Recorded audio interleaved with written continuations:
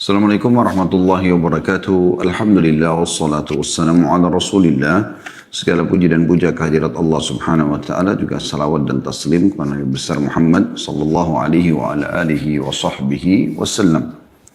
Saudaraku seiman, kita akan melanjutkan insyaAllah seperti biasa di Sabtu pekan kedua setiap bulannya sekitar jam 10.30 waktu Indonesia Barat, kajian bedah buku Sahih Hadis Qudsi. Dan kita sudah membahas pada pertemuan bulan lalu di Sabtu kedua tentang Nabi Allah Yunus alaihissalam. Dan itu urutan hadisnya nomor 127 di halaman 139. Dan insya Allah pada kesempatan ini kita akan bahas seperti teman-teman sudah lihat di flyernya, kisah Musa dan Khidir alaihi wassalatu wassalam atau alaihi wassalatu wassalam. Jadi kisah tentang dua Nabi Allah, Musa dan Khidir alaihi wassalatu wassalam. Saya mengatakan alaihima karena untuk keduanya. Saya akan bacakan hadisnya nomor 128 dan di sebelahnya ada tulisan Sahih. Dari Sa'id bin Jubair rahimahullah, seorang ulama tabi'in yang masyhur, dia menuturkan, Qultu ibn Abbasin radhiyallahu anhuma, Inna Naufan al-Bakaliyah yaz'umu anna Musa sahib al-Khadiri laysa huwa Musa bani Israel innama huwa Musa akhar faqala kadhaba aduwullah.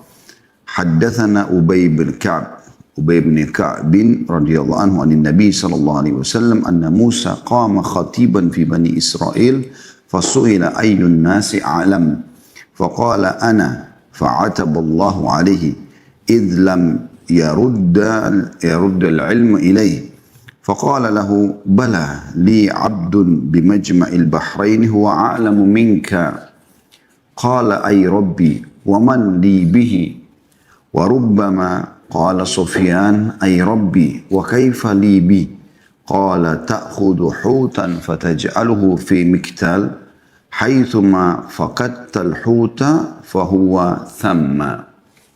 Titik-titik tentunya di situ ada titik-titik yang kita jelaskan. Ini berarti masih ada lanjutan hadisnya.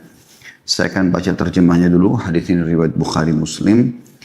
Aku berkata kepada Ibnu Abbas radhiyallahu anhu, maksudnya adalah Sa'id bin Jubair rahimahullah. Naufa al-Bakaliyah, dari situ Al-Bakali tulisannya sebenarnya Al-Bakaliyah, mengklaim bahwa Musa yang menemani Khadir itu bukan Musa Bani Israel, melainkan Musa yang lain. Maka Ibnu Abbas radhiyallahu anhu berkata, musuh Allah telah berdusta. Ubay bin Ka'ab bercerita kepadaku dari Nabi SAW bahwasanya Musa berdiri berkhutbah di tengah-tengah Bani Israel. Lalu dia ditanya, siapakah manusia yang paling berilmu? Dia menjawab, aku. Maka Allah mencelahnya karena dia tidak mengembalikan ilmu pengetahuan kepadanya. N-nya besar kata ganti Allah. Allah subhanahu wa ta'ala berfirman kepadanya, tidak. Aku mempunyai hamba di tempat bertemunya dua lautan. Dia lebih berilmu daripada kamu. Musa berkata, wahai Robku, siapakah yang dapat menjaminku untuk melihatnya? Dan bolehkah atau boleh jadi Sufyan atau perawi hadis berkata, wahai Robku, bagaimana aku bisa menjumpainya? Dia berfirman Allah, kalau kamu bawa ikan, lalu kamu letakkan dalam keranjang, di mana kamu kehilangan ikan tersebut, maka disitulah dalam kurung Khadir berada. Titik-titik tentunya. Ya.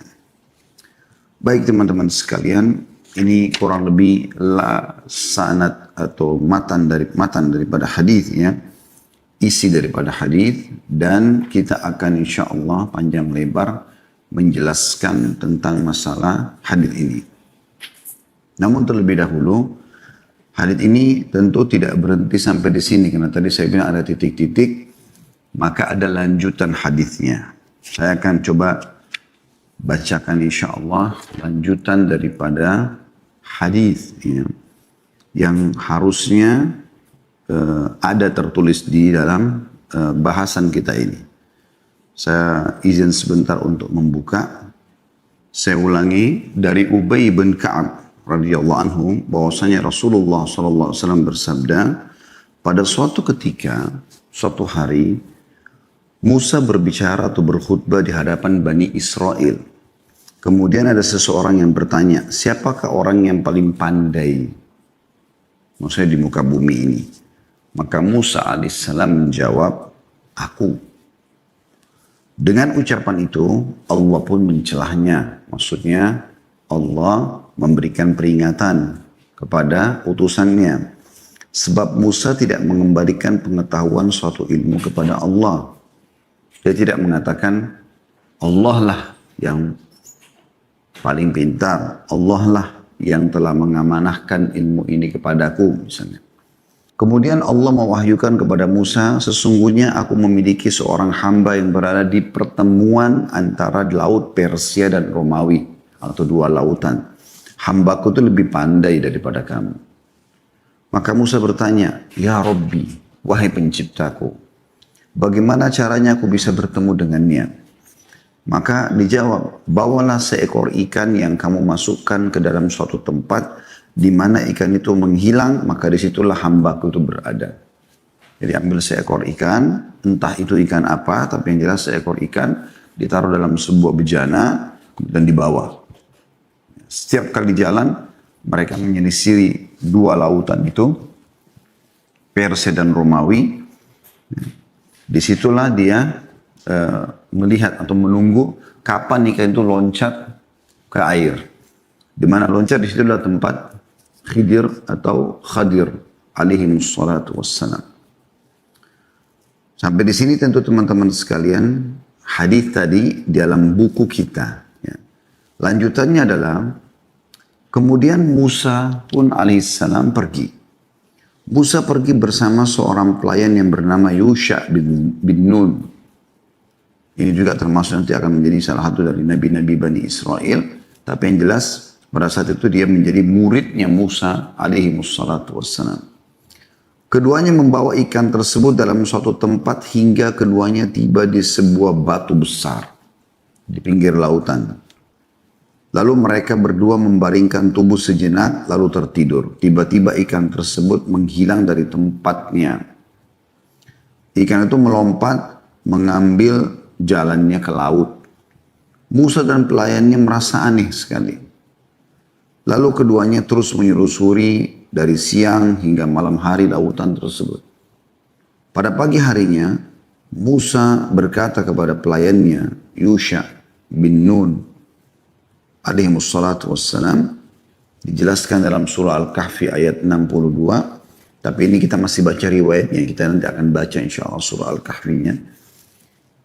Atina ghada'ana laqad lakina min safarina hadha nasaba. Atina ghada'ana laqad lakina min safarina hadha nasaba. Bawalah kemari makanan kita karena sungguhnya kita telah merasa letih karena perjalanan ini. Dan Musa berkata pada saat itu, dzalika ma kunna nabghi fartadda ala atharihima qasasa. Maka pada saat itu Yusha mengatakan setelah memberikan makanan, terus kemudian mengecek ikan itu ternyata tidak ada.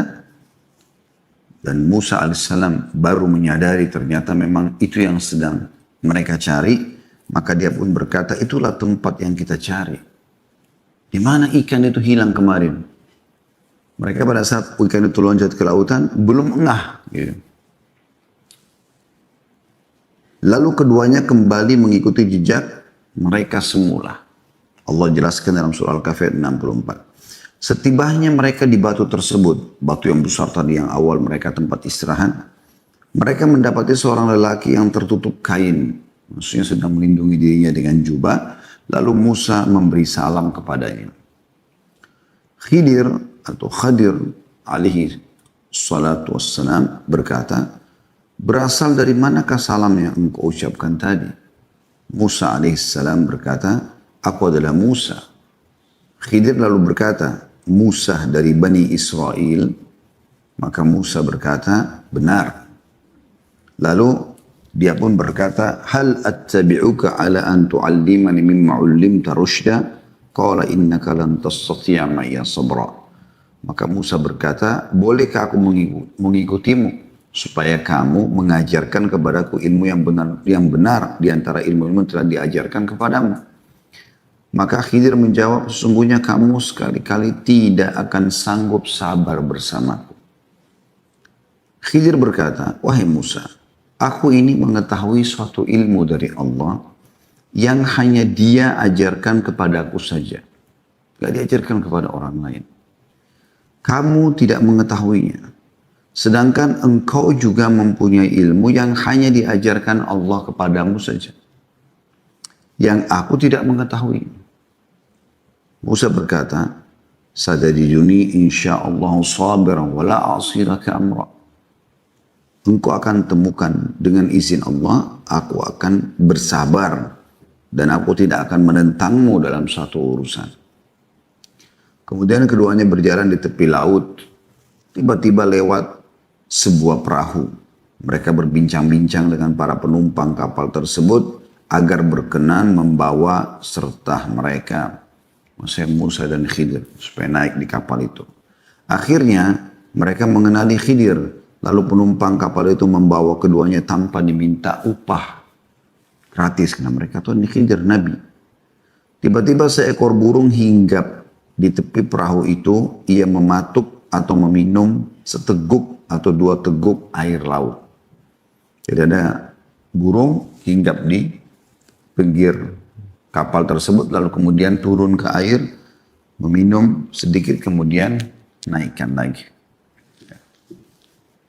Kemudian Khidir memberitahukan Musa, mengatakan, wahai Musa, ilmuku dan ilmumu tidak sebanding dengan ilmu Allah, kecuali seperti paruh burung yang meminum air laut tadi. Jadi apa yang diminum oleh burung itu, itulah ilmuku dan ilmumu. Sementara lautan yang luas ini adalah ilmunya Allah subhanahu wa ta'ala. Lalu kemudian Khidir menuju ke salah satu papan kapal atau perahu tersebut. Kemudian Khidir tiba-tiba melubanginya. Melihat kejanggalan itu Musa lalu bertanya, penumpang kapal ini telah bersedia membawa serta kita tanpa memungut upah. Tapi mengapa engkau sengaja melubangi kapal mereka? Apakah engkau lakukan itu dengan maksud menenggelamkan penumpangnya? Lalu Khidir mengatakan, qala alam aqul innaka lan tastati'a ma'iya sabra? Qala la tu'akhidni bima nasitu wa la turhikni min amri usra. Bukankah aku telah berkata, hai Musa, sesungguhnya kamu sekali-kali tidak akan sabar bersamaku. Maka Musa berkata, jangan kau menghukum aku atas kelupaanku. Itu diambil dari Al-Kahfi 7273. Ini kita masih baca lanjutan hadis ya. Kita belum masuk ke apapun, belum masuk ke syarah penjelasan. Ini masih membaca hadis yang dimuat oleh penulis, tapi tadi ada potongan lalu kita lengkapkan. Dan saya langsung baca terjemahannya.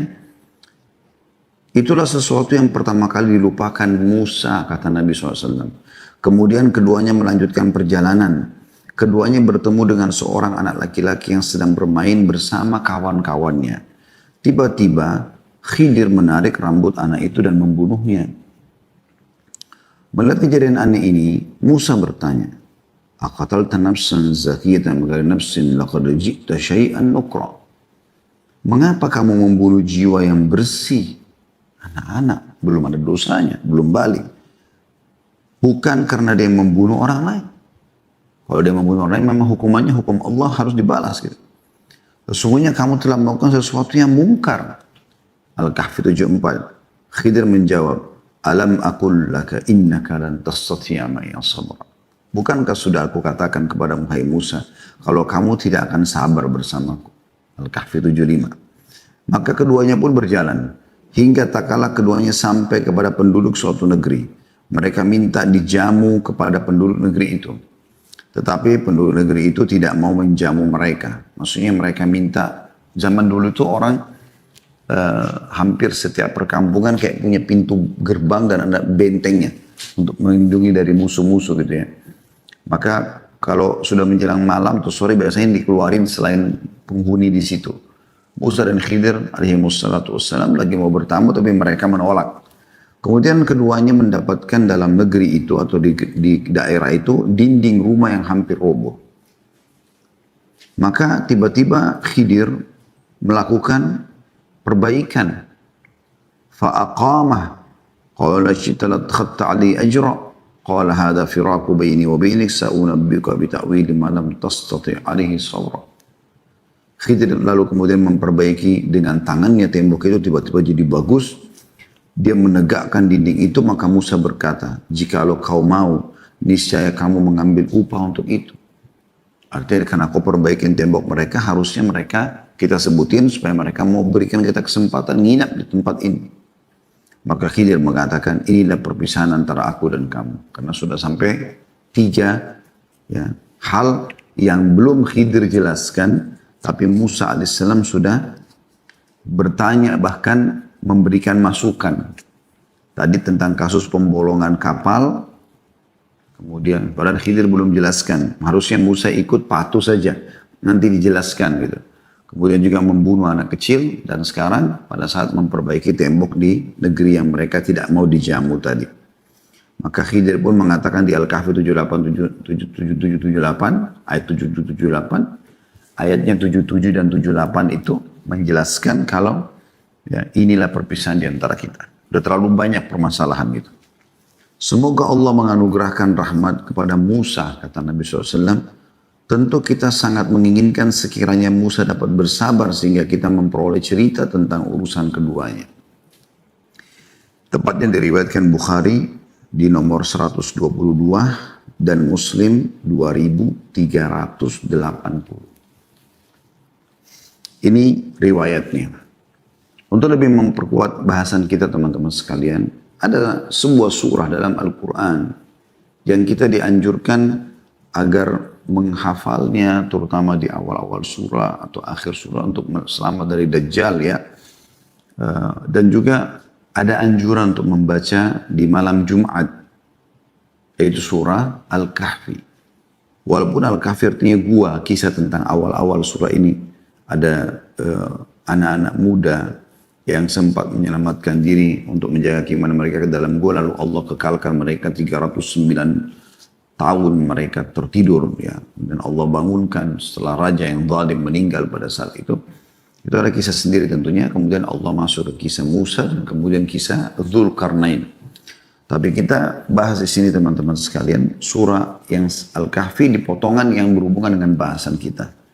Saya berharap teman-teman bisa membuka surah Al-Kahfi surah nomor 18 bermula dari ayat 60. Saya ulangi lagi, surah Al-Kahfi surah nomor 18 ayat 60. Mulai dari ayat 60. Jadi saya minta teman-teman yang mengikuti acara kita ini step by step ya, bertahap ikuti kisahnya. Nanti kita akan masuk ke pelajaran-pelajaran daripada kisah Musa dan Khidir alaihi wassalatu wassalam. Saya bacakan dulu, tadi itu sudah kita, poin pertama sudah kita bahas panjang, sudah kita bacakan hadis selengkapnya. Tadi di buku kita cuma dibahas tengahnya, maka kita sudah baca selengkapnya. Diriwayatkan Bukhari Muslim. Baik, kisah ini juga dimuat dalam surah Al-Kahfi yang kita dianjurkan agar setiap pekan. Pasti ada hikmah teman-teman sekalian. Kenapa setiap malam Jumat dianjurkan baca surah Al-Kahfi? Bahkan Nabi SAW menjelaskan dalam banyak hadis yang sahih. Kalau orang yang membaca surah Al-Kahfi di malam Jumat, Allah akan berikan antara dia dengan Ka'bah cahaya. Ada juga dari tempat pijakan dia. Ya, cahaya yang akan terus dia akan menikmati cahaya itu ya sampai hari kiamat, dan terlalu banyak keutamaan yang disebutkan tentang masalah itu. Jadi pasti ada hikmah yang kita dianjurkan untuk mengambilnya. Di antaranya kisah Musa dan Khidir alaihi wassalatu wassalam. Saya akan bacakan Al-Kahfi surah nomor 18 ayat 60. A'udzubillahi minasyaitonir rajim. Wa idh qala Musa li fatahu la abra'u hatta abluga majma'al bahraini aw amdiya huquba. Dan ingatlah, mana ingat pelajarilah. Ketika Musa berkata kepada muridnya, tadi Yusha bin Nun alaihi wassalam, ini juga seorang nabi Bani Israel nantinya setelah Musa alaihissalam. Aku tidak akan berhenti berjalan sebelum sampai ke pertemuan dua lautan, atau aku akan berjalan sampai bertahun-tahun. Jadi ayat ini langsung pada kasus Musa alaihissalam sudah keluar untuk mencari Khidir. Kalau hadis tadi yang kita sudah bacakan itu dari awal. Apa sebabnya? Kenapa Musa alaihissalam ingin bertemu dengan Khidir? Karena dia sedang berkhutbah di Bani Israel. Kemudian berkatalah pada saat orang-orang bertanya, hai Musa, siapakah hamba Allah yang paling alim, yang paling berilmu di muka bumi ini? Maka Musa AS mengatakan dia, aku, kata dia. Maka Allah pun mencelahnya, ya, karena tidak menisbatkan ilmu pada Allah. Kemudian Allah mengatakan, hai Musa, diwahyukan kepadanya, ada hambaku yang lebih pintar daripada kamu, berada di antara dua lautan, yaitulah Khidir. Maka surah Al-Kahfi di ayat 60 ini awal kisah diceritakan Musa dalam surah Al-Kahfi, langsung pada saat Musa sudah mengatakan, ya Allah, bagaimana aku menemuinya? Maka Allah mengatakan, bawalah sebuah bejana yang ada isinya ikan, kemudian nanti di mana ikan itu loncat di lautan, disitulah ada hambaku itu. Nah di sini Musa alaihissalam dalam surah Al-Kahfi langsung diceritakan bagaimana Musa sudah jalan sama Yusha bin Nun, dan Yusha bin Nun juga tidak disebutkan namanya dalam ayat ini. Langsung dia hanya mengatakan kepada muridnya, misalnya Yusha bin Nun, aku tidak akan pernah berhenti berjalan sampai aku temukan di mana orang yang sedang Allah maksudkan itu. Walaupun aku harus berjalan bertahun-tahun. Ayat 61-nya, falamma balaga majma'a bainihima nasiya hutahuma fattakhadha sabila fil bahri saraba. Maka tak kala mereka sampai ke pertemuan dua buah lautan itu, mereka lalai akan ikannya. Tadi dalam hadis dijelaskan apa? Ada batu besar, mereka bersandar atau berbaring di dekatnya sampai tertidur, lalu ikan itu loncat ke lautan. Mereka lalai maksudnya apa? Mereka tidak tahu kalau ikan itu loncat ke lautan. Bisa bermakna itu, mereka bangun tiba-tiba membawa bejana itu lalu jalan saja, gitu kan? Langsung main jalan. Keesokan harinya, pada saat sudah lapar, ya, Musa alaihissalam minta makanan kepada Yusha, lalu Yusha mengatakan pada saat lagi mereka menikmati makanan, saya lupa menyampaikan pada saat kita tidur kemarin sempat ada sebuah kejadian aneh, ikan itu loncat dari bejana. Maka Musa pun langsung ya, mengajak Yusha untuk kembali ke lokasi yang kemarin. Dikatakan maka di ayat 61-nya, tak kala mereka sampai ke pertemuan dua laut itu, mereka lalai akan ikannya, tidak tahu kejadiannya apa. Lalu ikan itu melompat mengambil jalan ke lautan. Ayat 62-nya, falamma jawaza qala li fatahu atina ghada'ana laqad lakina min safarina hadha nasaba. Maka tak kala mereka berjalan lebih jauh, berkatalah Musa kepada muridnya, bawalah kemari makanan kita. Maksudnya kita telah merasa letih karena perjalanan kita ini. Ayat 63-nya, qala ara'aita id awayna ila as-sakhrati fa inni nasitu al-huta wa ma ansanihu illa asy-syaitanu an adhkurah wattakhadha sabila fil bahri ajaba. Muridnya berkata, tahukah kamu hai Musa, tak kala kita mencari tempat berlindung di batu tadi untuk tidur, maka sungguhnya aku lupa menceritakan tentang ikan itu, dan tidak adalah yang melupakan aku untuk menceritakannya kecuali syaitan, dan ikan itu mengambil jalannya ke laut dengan cara yang aneh sekali. Ya. Artinya dia loncat ikan itu, ya, kemudian bergerak sampai masuk ke dalam air. Menurut Yusha itu aneh, gitu kan.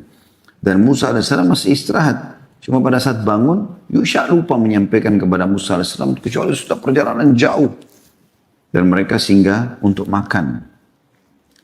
Maka ayat 64-nya kata Musa, qala dzalika ma kunna nabghi fartadda ala atharihima qasasa. Kata Musa, itulah tempat yang kita cari. Karena Allah menyampaikan ikannya loncat ke lautan, disitulah tempatnya. Lalu keduanya kembali mengikuti jejak mereka semula. Ayat 65-nya, فَوَجَدَ عَبْدًا مِنْ عِبَادِنَا آتَيْنَاهُ رَحْمَةً مِنْ عِنْدِنَا وَعَلَّمْنَاهُ مِنْ لَدُنَّا عِلْمًا. Lalu mereka bertemu dengan seorang hamba di antara hamba-hamba kami.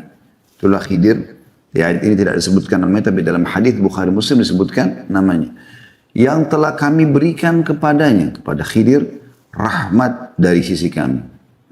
Maksudnya karunia di sini adalah wahyu. Dan telah kami ajarkan kepadanya ilmu dari sisi kami. Maksudnya adalah wahyu Allah berikan. Kemudian ayat 66-nya, qala lahu Musa, hal attabi'uka ala an tu'allimani mimma 'allamta rusyda. Musa berkata kepada Khidir, bolehkah aku mengikutimu supaya kamu mengajarkan kepadaku ilmu yang benar di antara ilmu-ilmu yang telah diajarkan kepadamu. Ayat 67-nya, qala innaka lan tastati'a ma'iya sabra. Maka Khidir menjawab, sungguhnya kau sekali-kali tidak akan sanggup sabar bersama aku. Di sini ada tentu rahasianya ya. Kenapa Nabi Musa AS tidak bisa sabar nanti? Karena apa yang dilakukan Khidir AS ilmu dari Allah Subhanahu Wa Taala dan tidak ada yang tahu satupun makhluknya. Ya, sebagaimana tadi sudah kita jelaskan dalam hadis ya, tapi belum terinci di ayat ini akan terinci nanti. Kira-kira kenapa Khidir AS membolongi kapar, kenapa Khidir AS membunuh anak kecil, kenapa Khidir AS memperbaiki tembok tadi di negeri yang mereka tidak mau dijamu, di ayat ini dirincikan. Ya. Baik, maka Khidir mengatakan kau tidak akan bisa sabar bersamaku karena apa yang Khidir lakukan alaihi salatu wassalam itu adalah Allah yang perintahkan dan tidak ada yang tahu kenapa sebabnya. Nanti akan dijelaskan dalam ayat ini apa sebabnya. Makanya di akal Nabi Musa AS pada saat itu tidak masuk akal. Kok bisa orang udah baik-baik naikin kita di kapal dibolongin? Kok bisa anak kecil belum balik main-main sama temannya ditangkap langsung dibunuh? Kok bisa tembok yang sudah mau rubuh jelas-jelas di negeri itu kelihatan ketahuan tembok itu nyata, orang bisa lihat semua dan orang tahu tembok itu mau rubuh dan tidak ada yang bisa perbaikin. Khidir AS memperbaiki dengan seketika mukjizat dari Allah Subhanahu Wa Taala. Kenapa Khidir tidak minta sekian itu sebagai tebusan supaya mereka bisa nginap? Apa kata Khidir ayat 67 68-nya? Wa kaifa tasbiru ala ma lam tuhit bihi khubra? Bagaimana kau bisa sabar atas sesuatu yang kamu belum mempunyai pengetahuan yang cukup tentangnya? Sulit kau akan fahami nanti sikap-sikapku. Maka Musa mengatakan di ayat 69-nya, qala satajiduni insyaallahu sabiran wala a'si laka amra. Musa berkata, insyaallah aku akan mendapati engkau atau kamu akan mendapati aku sebagai orang yang sabar dan aku tidak akan menantangmu dalam segala urusan. Ini pertama perjanjian Musa kepada Khidir sampai Khidir mengizinkan dia untuk ikut ya. Tapi ternyata kejadiannya bukan seperti itu. Musa alaihissalam tidak sabar. Ayat 70-nya, Khidir sudah memberikan syarat sebagai seorang guru sekarang. Ya, walaupun sama-sama Nabi. Walaupun sebenarnya Khidir Nabi, Musa adalah Rasul. Ya, kalau Nabi, Allah Subhanahu Wa Taala ya, memilihnya untuk kaumnya dan juga tidak membawa syariat baru. Tapi kalau Nabi, Allah Subhanahu Wa Taala utus membawa syariat baru. Ada kitab turun bersamanya, Taurat. Dan termasuk ulul azm, nanti akan kita jelaskan dalam keutamaannya insyaAllah. Maka di sini syaratnya adalah, kalau mau belajar dari saya, hai Musa, qala fa in ittaba'tani fala tas'alni an syai'in hatta uhditha laka minhu dzikra. Ini syaratnya. Maka Khidir berkata, jika kamu mau mengikutiku, maka janganlah kamu menanyakan kepadaku tentang sesuatu apapun. Apapun yang aku kerjakan, jangan ditanyakan. Sampai aku sendiri yang menerangkannya kepadamu. Ini syaratnya. Jadi terima saja semua apa yang kulakukan. Mau pahit, mau nggak masuk akal kamu, pokoknya kamu terima saja. Nanti tunggu saya jelaskan. Maka Musa pun terima syarat itu. Ayat 71-nya, فَانْطَلَقَا حَتَّى إِذَا رَكِبَا فِي السَّفِينَةِ خَرَكَهَا قَالَ أَخْرَقْتَهَا لِتُغْرِكَ أَهْلَهَا لَقَدْ جِئْتَ شَيْئًا إِمْرًا. Maka berjalanlah keduanya hingga tak kala keduanya menaiki perahu. Tadi sudah kita jelaskan dalam hadis. Jadi ini saling melengkapkan satu sama yang lain ya. Jadi hadis tadi menjelaskan Khidir sempat berbincang-bincang dengan pemilik kapal dan juga penumpangnya sehingga mereka mengenal Khidir lalu mereka memberikan tumpangannya gratis gitu kan. Di ayat ini langsung dijelaskan, maka berjalan keduanya hingga tak kala keduanya menaiki perahu itu lalu Khidir melobanginya. Tadi sudah kita jelaskan sebelum melobangi tadi dalam hadis apa? Ada seekor burung dulu datang kemudian meminum air di lautan, dan kemudian Khidir mengatakan setelah burung itu pergi, hai Musa, ilmuku dan ilmumu hanya seperti air yang ada di pelatuk burung ini, dan lautan ini adalah ilmunya Allah. Jadi tidak ada apa-apanya. Musa berkata, pada saat dilihat Khidir tiba-tiba membolongin kapal tersebut, dan kita tahu kalau bolong bisa masuk air dan bisa tenggelam. Musa berkata, mengapa kamu mengelobangi perahu ini? Apakah kamu ingin menenggelamkan penumpangnya? Sesungguhnya kamu telah berbuat sesuatu kesalahan yang besar, karena tidak masuk di akal Musa. Maka Khidir mengatakan, mengingatkan kembali syaratnya. Ayat 72. Qala alam aqul innaka lan tastati'a ma'iya sabra.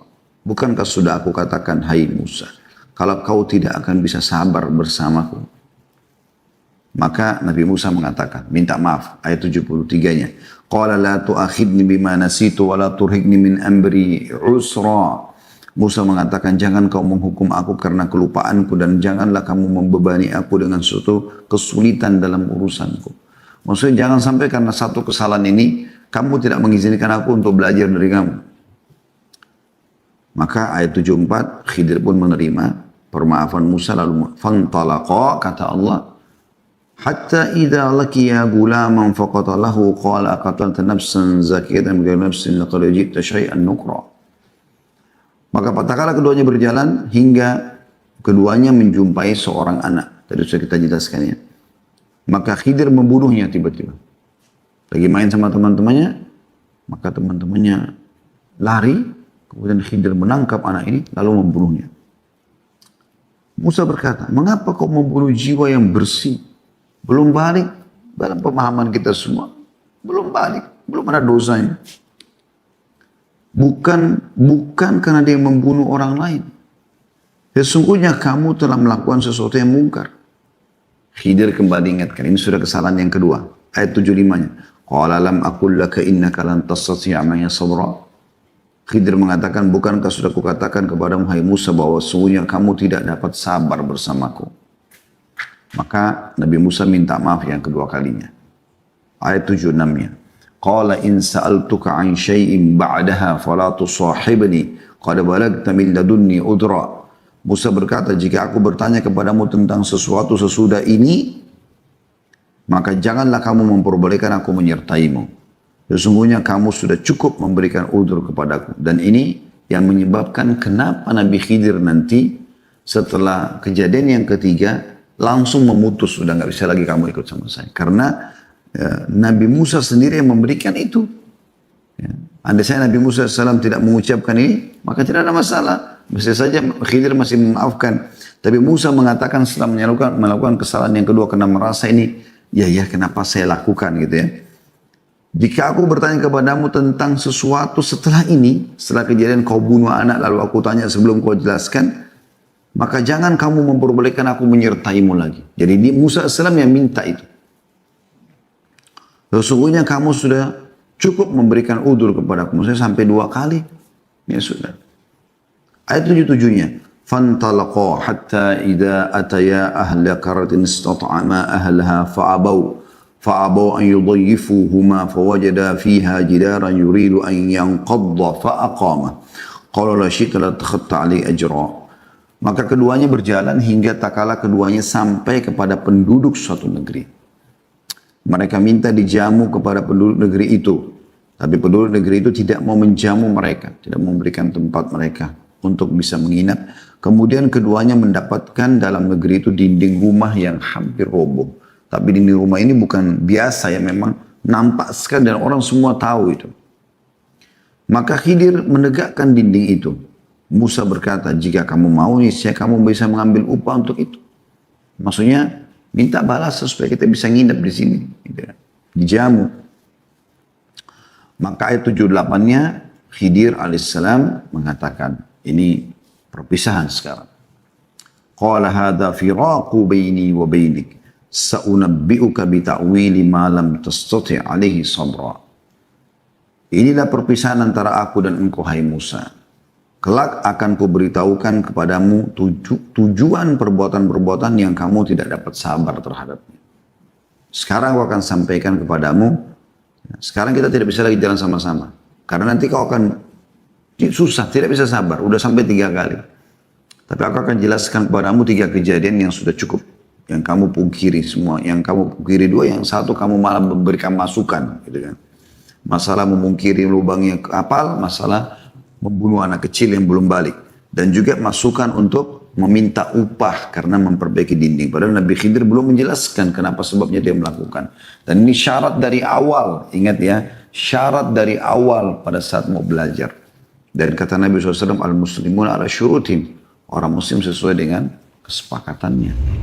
Maka di sini Khidir menjelaskan ayat 79 tentang kisah kapal dulu. Amma as-safinatu fakanat limasakina ya'maluna fil bahri fa'aradtu an a'ibaha wa kana wara'ahum malikun ya'khudhu kulla safinatin qasba. Adapun bahtera itu adalah kepunyaan orang-orang miskin yang bekerja di laut. Dan aku bertujuan merusakkan bahtera itu, membuat lubang kecil. Bukan lubang yang bisa menenggelamkan semuanya. Lubang ada tapi masih bisa diperbaikin. Karena di hadapan mereka ada seorang raja yang merampas tiap-tiap bahtera. Jadi kalau setiap ada kapal bagus, punya orang-orang miskin di pinggir laut ini, selalu ada raja zalim di situ. Setiap lihat ada kapal baru, diambil sama dia, disita. Zalim, kezaliman. Allah beritahukan ilmu itu. Caranya supaya raja itu tidak ambil, raja itu tidak mau ambil kalau ada cacatnya walaupun sedikit. Maka Khidir membuat lubang. Dan ini ilmu tidak semua orang tahu. Karena ini Allah SWT langsung beritahukan kepada Khidir. Ayat 80 ini tentang kisah anak kenapa dibunuh belum balik. Padahal tidak membunuh jiwa. Wa ammal gulamu fakana abawahu mu'minaini fakhashina ayyurhikahuma tughyanan wa kufra. Dan adapun anak muda itu, anak kecil tadi, maka keduanya maka dia memiliki kedua orang tua yang beriman. Dan kami khawatir bahwa dia akan mendorong kedua orang tuanya kepada kesesatan dan kekafiran. Artinya anak ini masa depannya sudah ketahuan. Dia akan menjadi orang yang kufur dan akan mengajak orang tuanya untuk kufur. Maka sebelum itu terjadi, Allah Azza wa Jalla menyuruh Khidir membunuh anak tersebut. Dan ini perintah Allah SWT. Maka Khidir tidak berdosa dalam membunuh ini. Ini khusus untuk Khidir saja. Yang lain tidak ada. Diambil dari perkataan Khidir tadi. Hai Musa, dalam hadits Bukhari ya, Muslim. Hai Musa, Allah telah memberikanku ilmu yang tidak diberikan padamu. Dan kau juga diberikan ilmu yang tidak diberikan kepada. Artinya masing-masing punya ilmu yang Allah SWT berikan. Nah, ini ilmu. Seperti itulah. Kemudian Khidir menjelaskan di ayat 81, apa tujuannya dibunuh? Kenapa Allah SWT suruh bunuh? فَأَرَدْنَا أَنْ يُبْدِلَهُمَا رَبُّهُمَا خَيْرًا مِنْهُ زَكَاةً وَأَقْرَبَ رُحْمًا. Dan kami menghendaki supaya Tuhan mereka menggantikan bagi mereka dengan anak lain yang lebih baik suciannya dari anaknya itu. Dan lebih dalam kasih sayang kepada ibu bapaknya. Jadi memang setelah Allah Azza wa Jalla memerintahkan Khidir untuk membunuh, maka ibu anak tadi itu mengandung, kemudian melahirkan anak yang soleh. Anak ini juga meninggal sebelum balik. Dan yang diperintahkan untuk membunuh adalah Khidir, utusan Allah SWT yang diperintahkan langsung dari penciptanya. Maka tidak ada permasalahan dalam hal ini gitu. Ayat 82-nya tentang tembok. Pada saat dirapikan, kemudian Musa memberikan saran agar Khidir menjadikan sebagai upah supaya bisa dijamu. Maka diceritakan di ayat 82 oleh Khidir alaihissalam, wa ammal jidaru fakana li gulamaini yatimaini fil madinati wa kana tahtahu kanzun lahuma wa kana abuhuma salihan fa arada rabbuka ayablugha ashuddahuma wa yastakhrija kanzahuma rahmatan min rabbik wa ma fa'altuhu an amri dhalika ta'wilu ma lam tasti' alaihi sabra. Adapun dinding rumah adalah kepunyaan 2 anak yatim di kota itu. 2 yatim berarti belum balik mereka. Dan di bawahnya ada harta benda simpanan bagi mereka berdua. Sedangkan ayahnya adalah seorang yang soleh. Ayahnya sudah meninggal, tapi ayahnya pernah menimbun harta di situ, tujuannya untuk masa depan anaknya kedua. Di bawah tembok itu. Kalau tembok itu dibiarkan rubuh, orang-orang tahu ada harta, mereka bisa mengambil secara paksa. Maka Tuhanmu menghendaki agar supaya mereka sampai kepada kedewasaan dan mengeluarkan simpanannya itu. Nanti mereka sudah besar, mereka temukan dengan hikmah Allah SWT sebagai rahmat dari Tuhanmu karena kesolehan ayah mereka. Dan bukanlah aku melakukan itu menurut kemauanku sendiri. Nah di sini closing yang sangat luar biasa. Bagaimana Khidir alaihissalam mengatakan, semua itu aku lakukan bukan karena kemauanku, tapi perintah dari Allah langsung. Demikian itu adalah tujuan perbuatan-perbuatan yang kamu tidak bisa sabar terhadapnya. Ya, jadi ini dari ayat 60 sampai ayat 82 kisah ya, yang luar biasa disebutkan tentang Khidir dan Musa alaihi wassalatu wassalam. Saya akan mulai teman-teman sekalian dengan pernyataan dan fatwa ulama tentang masalah Khidir. Dan disepakati bahwasanya Khidir alaihissalam telah wafat karena ada isu sebagaimana dijelaskan oleh Lajnah Daimah yang mengatakan Khidir masih hidup. Ya. Dan ditanyakan kepada Lajnah Daimah, kayak kita MUI kalau Indonesia ini majelis ulamanya Saudi, apakah Khidir masih hidup sebagai penjaga di sungai-sungai dan lembah-lembah? Dan apakah ia mampu menolong orang-orang yang tersesat jalan jika memanggilnya? Ini kan sering terjadi Nabi Khidir datang. Mereka bicara seperti itu. Jadi seakan-akan Khidir alaihissalam ini masih hidup. Yang benar menurut para ulama adalah bahwa Khidir, ini jawaban para ulama ya, telah wafat sebelum Allah Subhanahu wa taala mengutus Nabi Muhammad sallallahu alaihi wasallam. Sebagaimana tersebutkan dalam firman-Nya di dalam surah Al-Anbiya surah nomor 21 ayat 34. Allah menjelaskan, jadi ini ayat yang sangat tegas memastikan kalau semua nabi sebelum Muhammad sallallahu alaihi wasallam telah wafat. Ya. Wa ma ja'alna li basyarin min qablikal khuld afa imitta fahumul khalidun. Kami tidak menjadikan hidup abadi bagi seseorang manusia pun sebelum kau, hai Muhammad. Dia sudah wafat. Maka jikalau kau mati, apakah mereka akan kekal?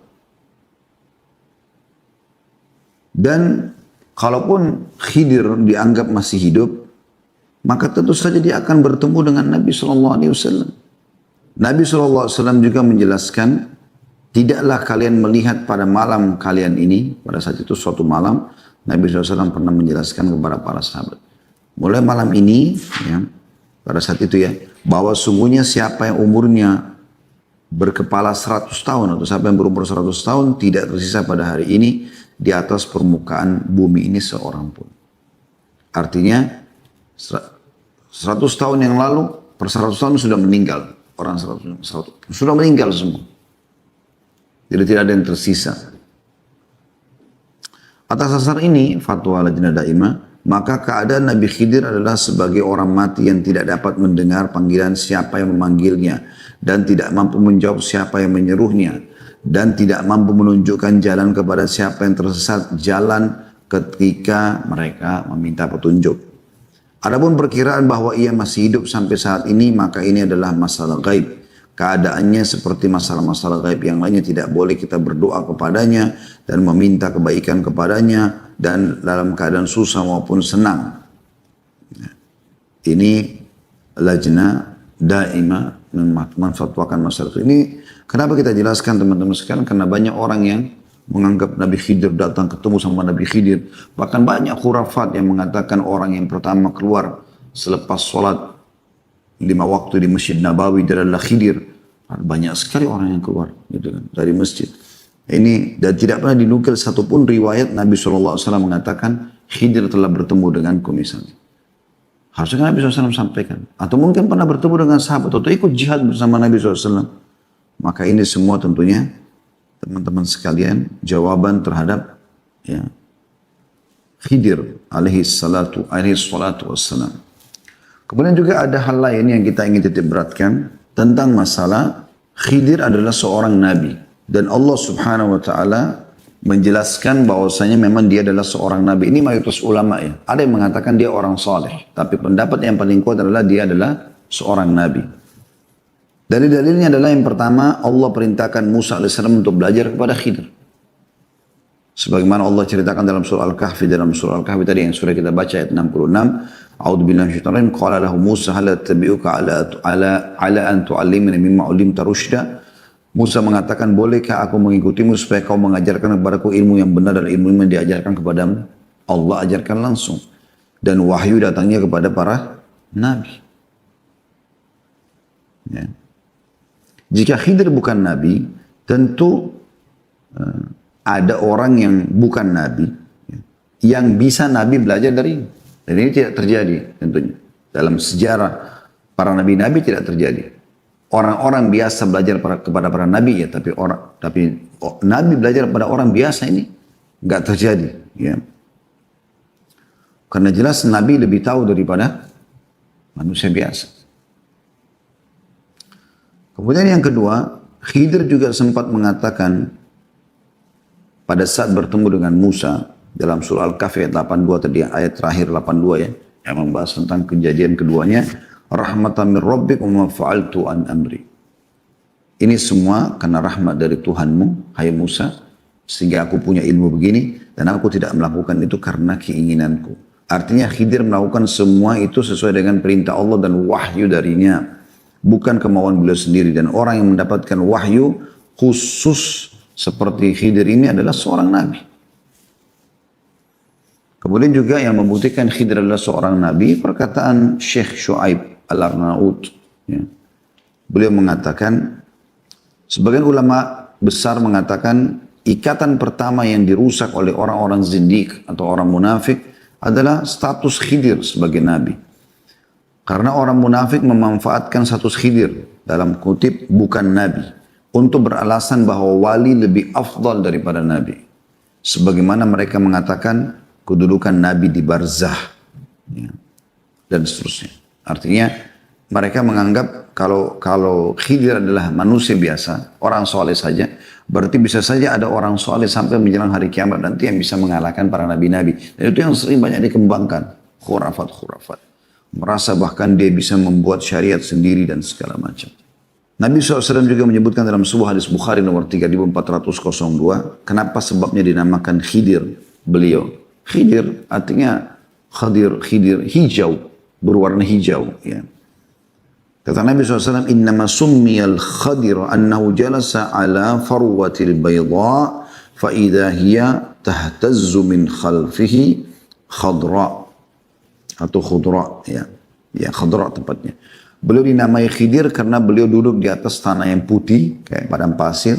Sebagai bentuk mukjizat Allah SWT berikan pada tiba-tiba berguncang di bawahnya, ya,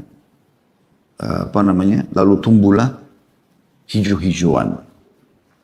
Kemudian ada statement Kamaluddin Ad-Damiri yang wafat tahun 808 Hijriah, kurang lebih sekitar 600-an tahun yang lalu ya. Dia mengatakan nama Khidir diperselisihkan dan yang benar sebagaimana dinukil ahli sirah dan berdasarkan hadis Nabi SAW sebagaimana dinukil oleh Al-Baghawi dan yang lainnya bahwa nama beliau adalah Balyan dan ayahnya bernama Malkan. Jadi Khidir tadi itu istilahnya ya, julukannya. Termasuk Bani Israel dan keturunan kerajaan. Beliau lari dari kerajaan dan menghabiskan waktunya untuk ibadah. Ini yang dibahasakan seperti itu. Jadi dia adalah salah nabi daripada nabi-nabi Allah SWT.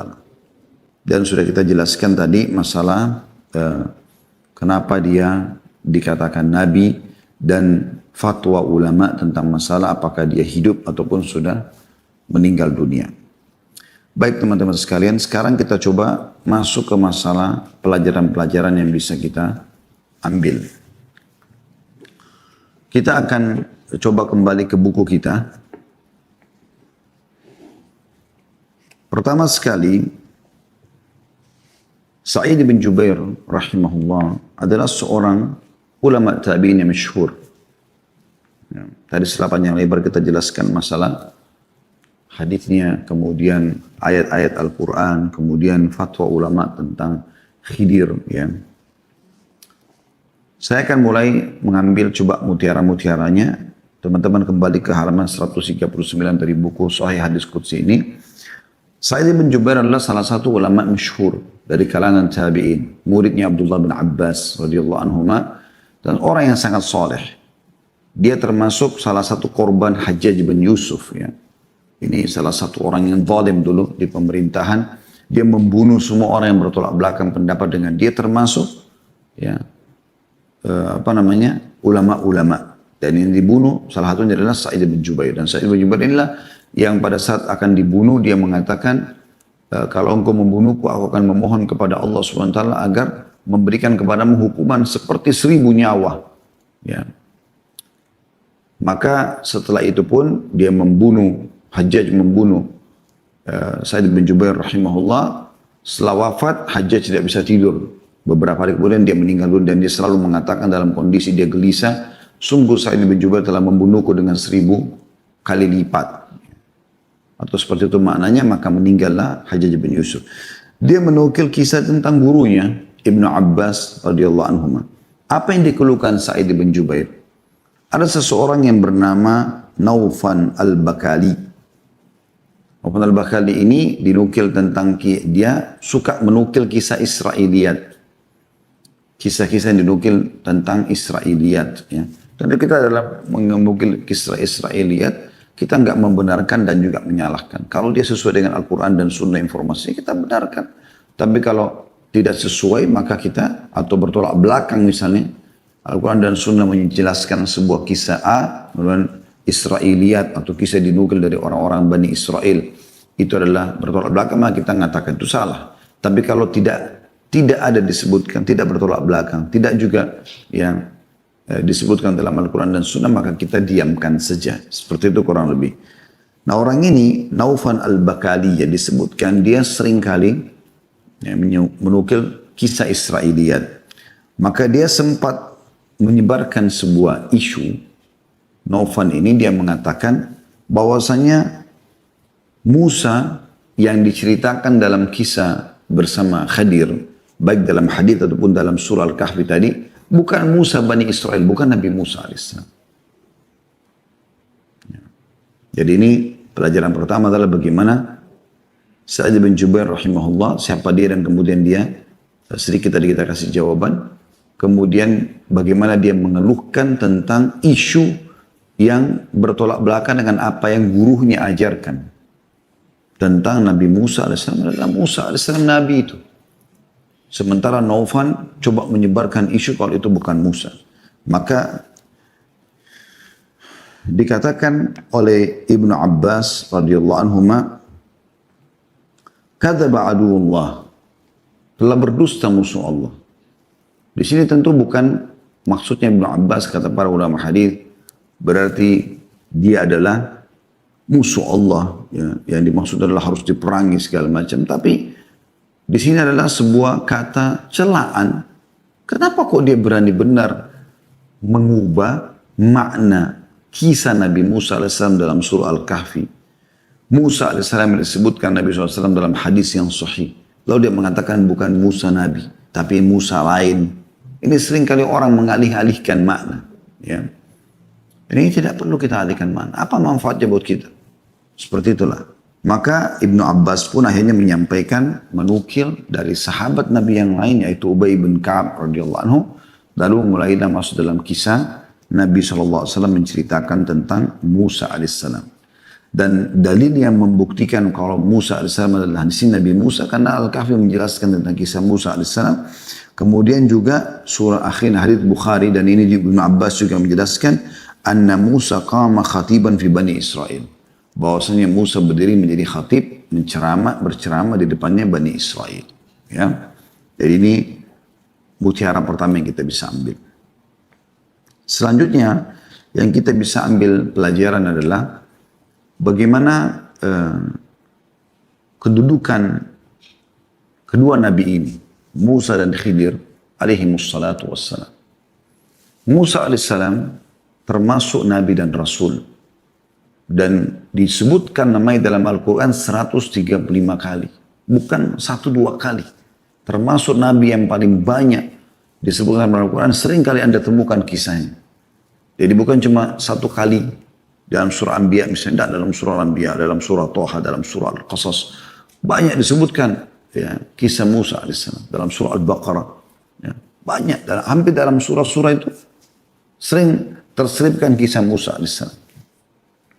Sampai di surah-surah pendek pun, ya, di juz 30 juga ada tersinggung atau disinggungkan masalah Musa alaihissalam. Berarti memang ini Nabi punya peran yang sangat besar gitu.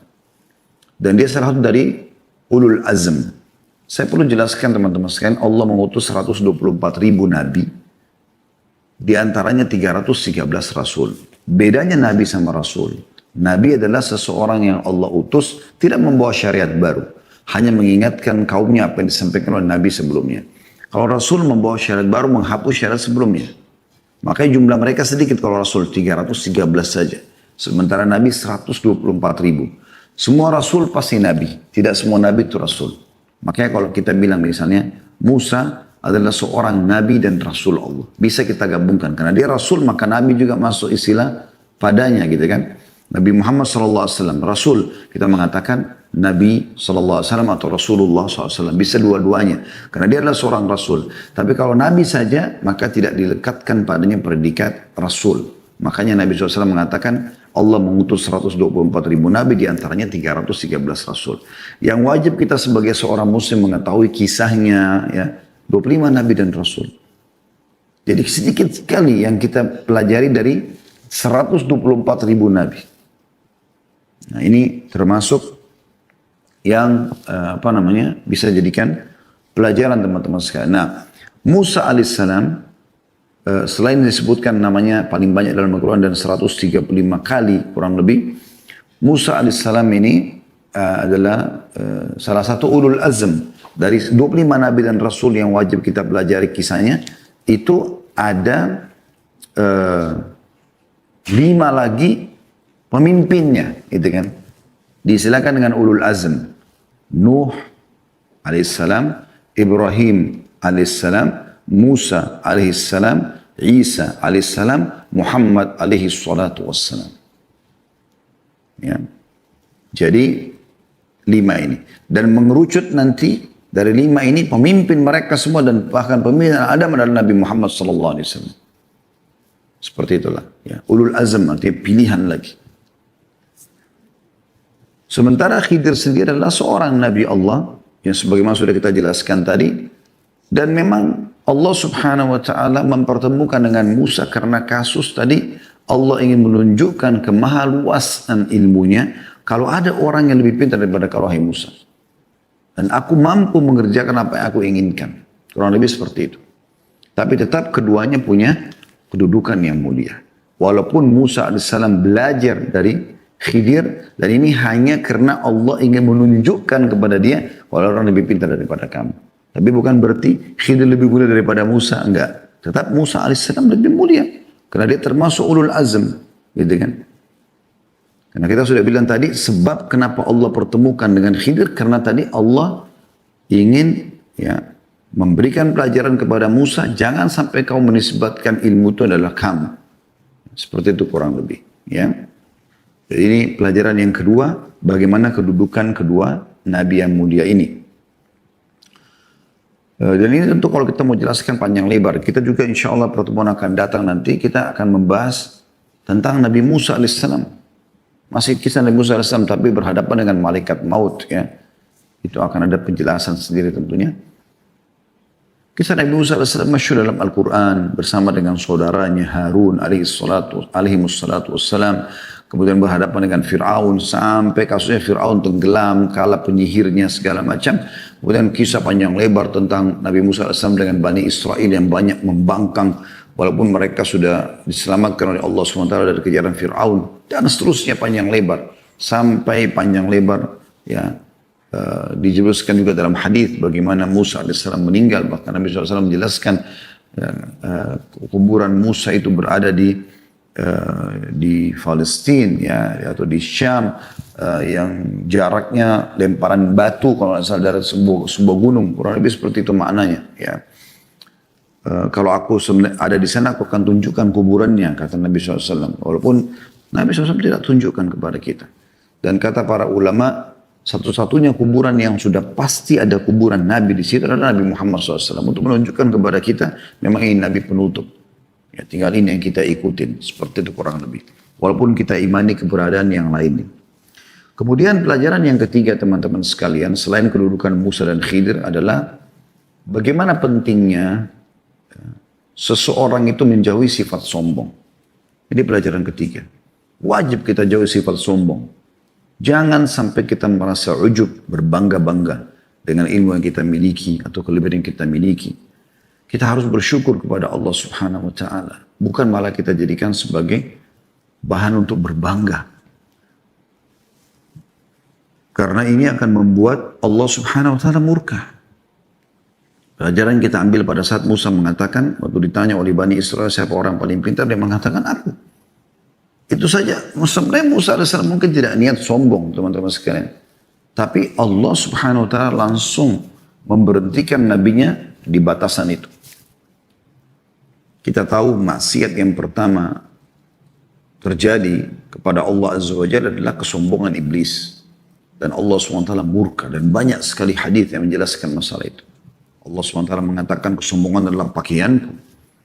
Kebesaran, keagungan adalah sarungku. Siapa yang berusaha masuk di situ maka aku akan masukkan dia ke dalam api neraka. Celakakan dia.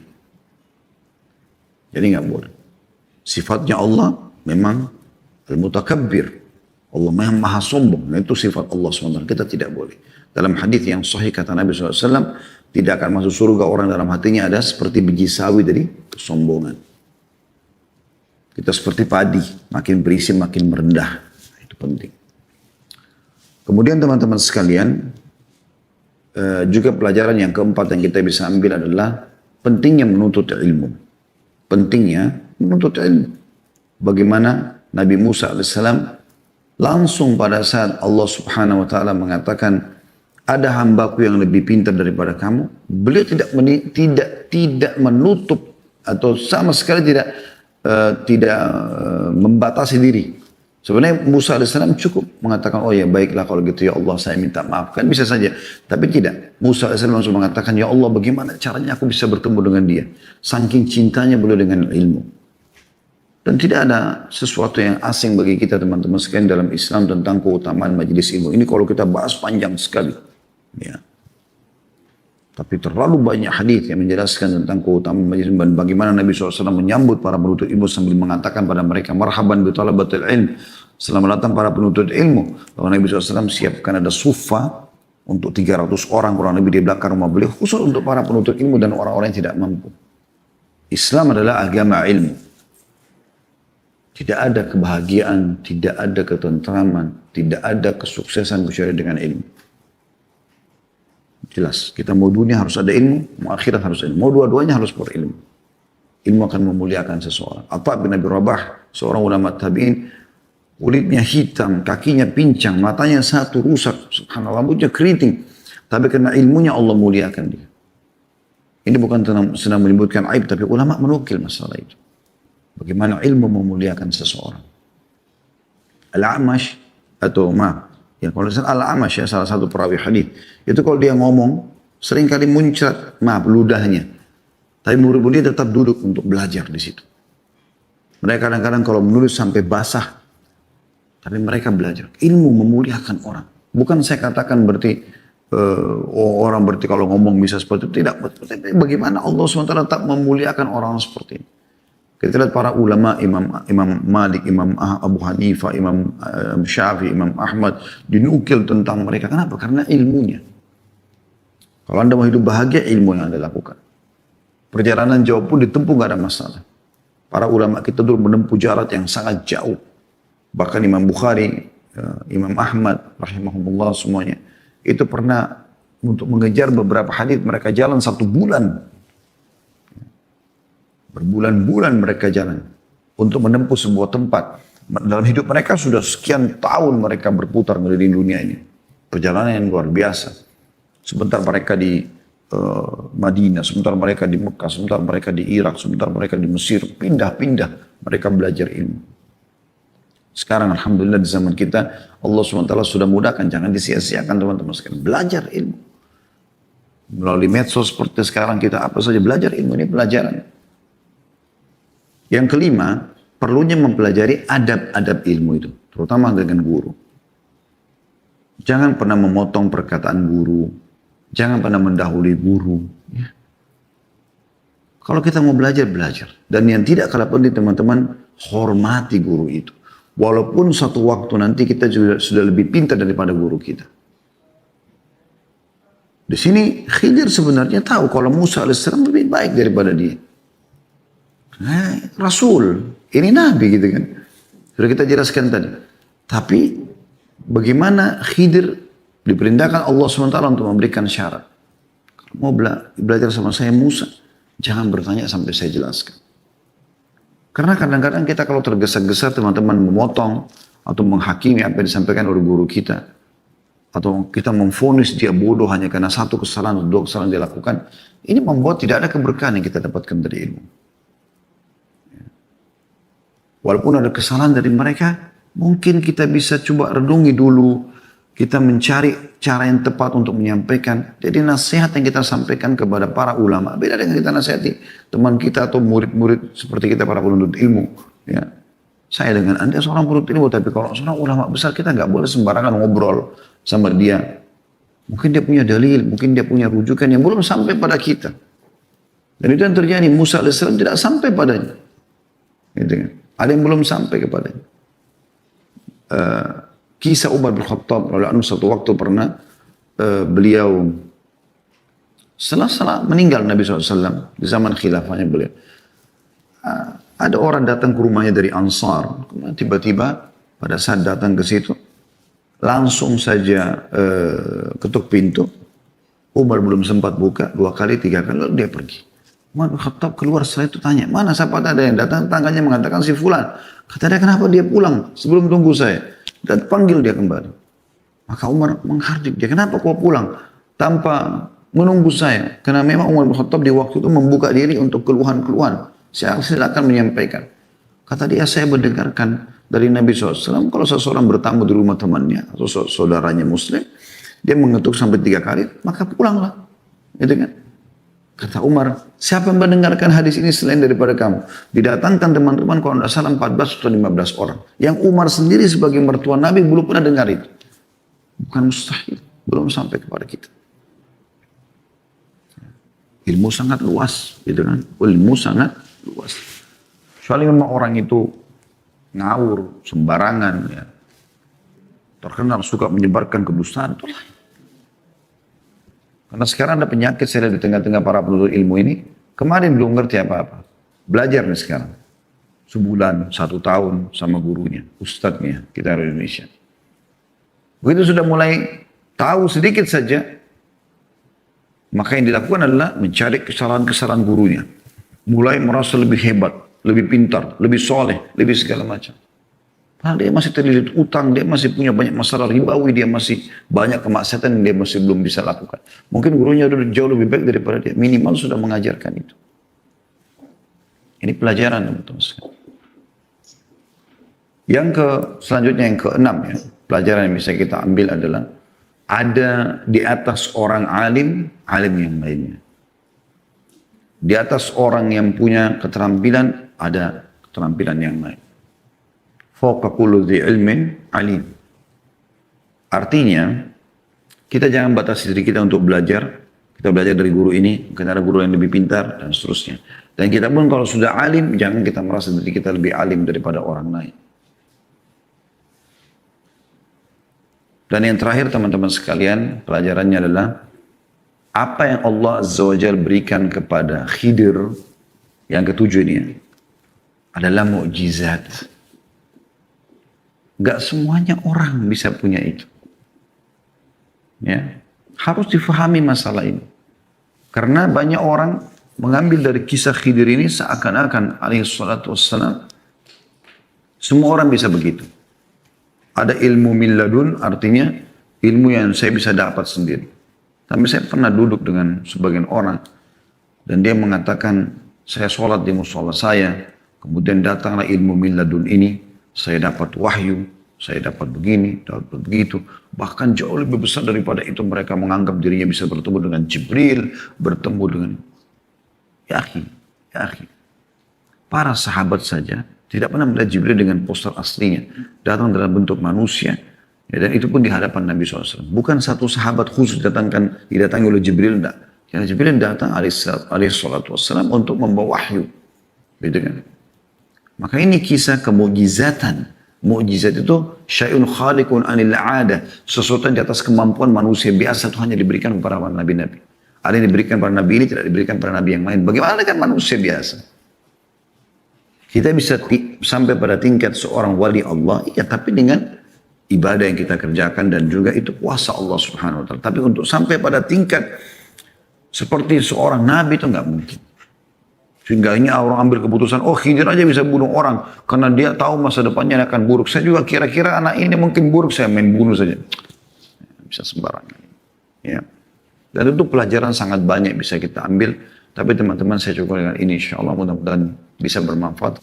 Karena sudah masuk waktu duhur teman-teman sekalian, semoga bermanfaat. Kalau ada benar dari Allah, kalau ada salah dari saya mohon dimaafkan. Subhanakallahumma bihamdika, asyhadu an la ilaha illa anta astaghfiruka wa atubu ilaik. Wassalamualaikum warahmatullahi wabarakatuh.